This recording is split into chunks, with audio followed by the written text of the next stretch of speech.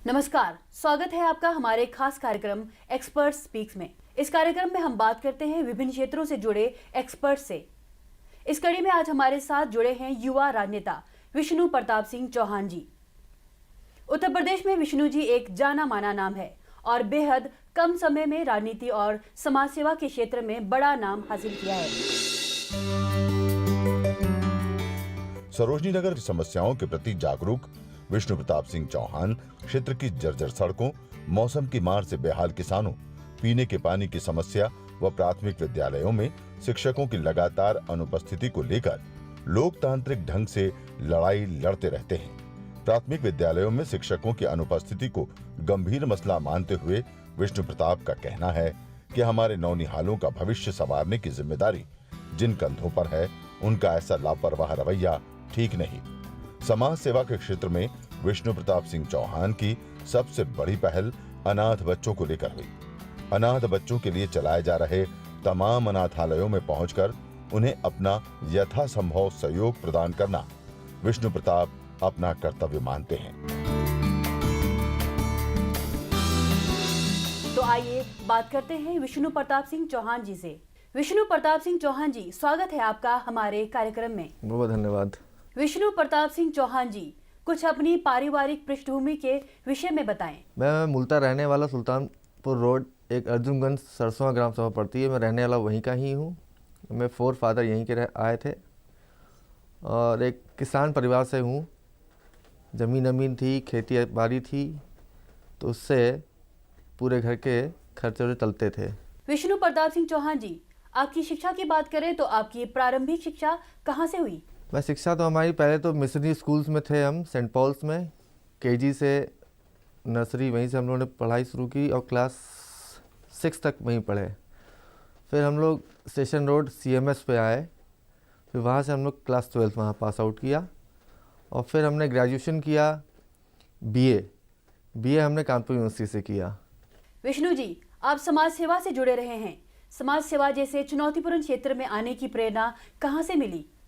राजनीति में आने का कोई मेरा वो उद्देश्य नहीं था। जब से हम पैदा हुए थे तो मेरे बाबा जी, हम 10 साल के थे तब बाबा जी मेरे गुजर गए थे और मेरे पिताजी भी उसके 2 साल बाद गुजर गए।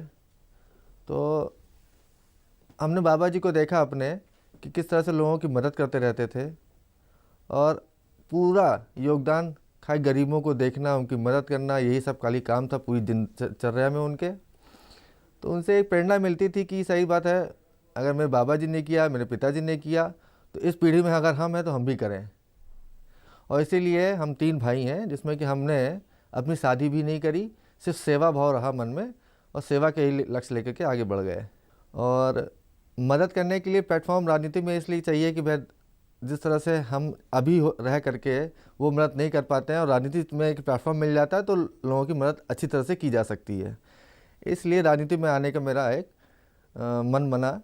विष्णु जी, कोरोना जैसे कठिन समय में लोग काफी परेशान थे और लोगों को काफी सारे लोगों ने मदद भी की।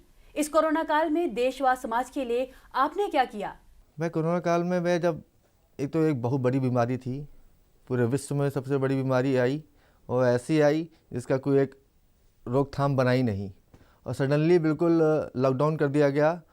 22 मार्च को तो संपूर्ण लॉकडाउन लग गया था और जो व्यक्ति जहाँ था वहीं पर स्थिर हो गया। और उस कारण ये भी था सरकार की तरफ से कि अगर जहाँ पे व्यक्ति वहीं पे रहे तो ज़रा सही रहेगा, नहीं तो ये और बीमारी और फैलती हमारे देश में। लेकिन अब ये है कि जो व्यक्ति जहाँ रह गया तो वो व्यक्ति न गाड़ी न घोड़ा कुछ उसको कन्वेंस नहीं मिला, अपने जहाँ रह रहा था वो पैदल चल दिया वो। अब उस जगह व्यक्ति के पास पैसा भी नहीं है। अब जहाँ नौकरी करता था वो ऑफिस बंद भी हो गया तो सैलरी कहाँ ले जा करके अपनी वो किससे कहे जा करके। अच्छे लोग जिनके पास पैसा था वो लोग भी बेचारे काफ़ी इस दिक्कतों में झेले। तो हम लोगों ने वही किया जो सब लोग कर रहे थे। बस थोड़ा था ये कि जैसे आज हम अपने लक्ष्य बना लिया था कि हमने कि 5,000 लोगों को रोज़ खाना खिलाना है, उसका संकल्प लिया। और हमारे जितने साथ के लोग थे वो सक्षम नहीं थे, लेकिन उन्होंने हमारा सपोर्ट किया उन्होंने कि भैया हम आपके साथ हैं, हम पैसे से नहीं हैं तो हम आपसे शारीरिक हैं, हम पूरा मदद करेंगे। तो तो खाना रोज़ 5,000 का बनता था, तो 5,000 हम ही नहीं किसी को वितरण कर पाएंगे, तो और लोग भी साथ में रहते तो वो वितरण करते थे हमारे साथ ही। विष्णु जी, कोरोना महामारी के खिलाफ लड़ाई को आप किस रूप में देखते हैं? कोरोना एक बड़ी एक बीमारी है, विश्व की सबसे बड़ी। अब ये चैलेंजिंग है अभी भी, और चैलेंजिंग आगे भी है। अब इस वैक्सीन में हमारे साइंटिस्ट लगे हुए हैं कि जल्द से जल्द इसकी वैक्सीन बना करके अपने भारत में दिया जाए, और जब तक अभी इसकी ये बीमारी नहीं जाती, तो लोगों से निवेदन यही है कि हम मास्क लगाएं, सैनिटाइज़र यूज़ करें और डिस्टेंस मेंटेन करे रहें। विष्णु जी, आपके जीवन में आप अपना आइडियल किसे मानते हैं और क्यों? आइडियल हम अपनी माताजी को मानते हैं, और मेरी माताजी भी लोकतंत्र सेनानी है, और मेरी माताजी जंग संघ के समय पे उन्होंने भी जेल भरो, जब आंदोलन हुआ था तो वो भी गई थी जेल। और उसके बाद भी मेरी माताजी ने भी बहुत कष्ट देखे हैं जीवन काल के अपने। हम लोग छोटे थे तो उन्होंने अच्छी शिक्षा भी हम लोग को दिलाई, अच्छे स्कूल में दिलाई।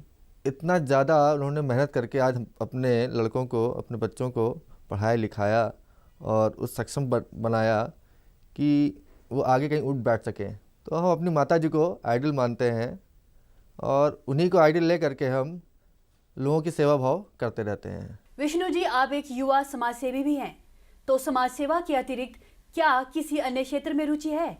नहीं, हमको और क्षेत्र की बात बताएं तो हमको और किसी में रुचि नहीं है। वैसे घर में तो काफ़ी लोग हमारे